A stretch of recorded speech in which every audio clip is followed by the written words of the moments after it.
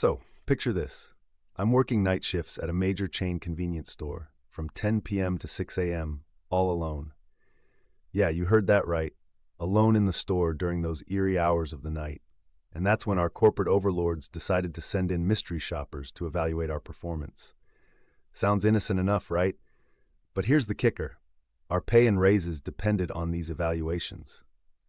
Talk about pressure.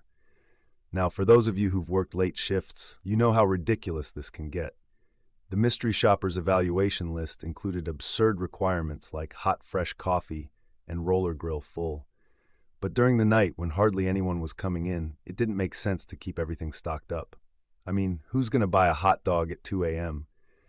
But I was tired of watching my day shift coworkers get raises while I struggled to meet these corporate expectations. So I decided to take action.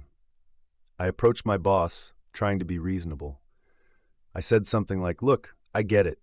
This is corporate policy, but our store policy is to not waste resources during the night. What can I do to boost my evaluation?" And my boss, bless his heart, handed me another evaluation list to study and said, "Just make sure you get full points on every line. That's your only job." Cue the malicious compliance. I thought, all right, if that's how we're playing this, let's do it.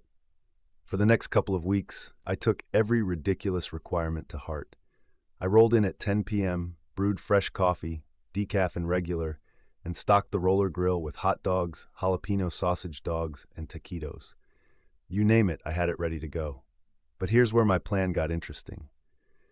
At midnight, when the store was dead quiet, I'd close the doors, just to give myself some peace while stocking the coolers for a solid hour.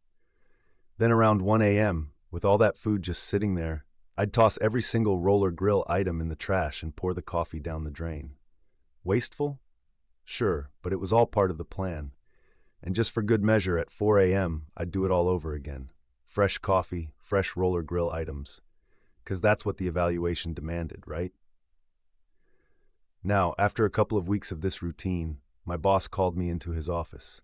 He looked a little flustered and said, "As long as you get 10s on all the other items, you'll be getting your raise along with everyone else." I couldn't help but smirk internally. "Just please stop wasting $100 a night on stuff that doesn't sell," he added, looking a bit defeated. I said, "No problem, boss. Thanks for the heads up." It's funny how it took him this long to connect the dots. The point was, I had followed their rules to the letter, but I had done it in a way that showed just how silly those rules were. And guess what? I started getting my raises like clockwork after that. Sometimes you just have to play the game to win it, even if it means making the system look foolish in the process.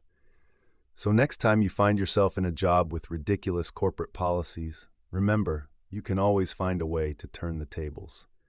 What's your story of corporate nonsense? Have you ever had to outsmart the system?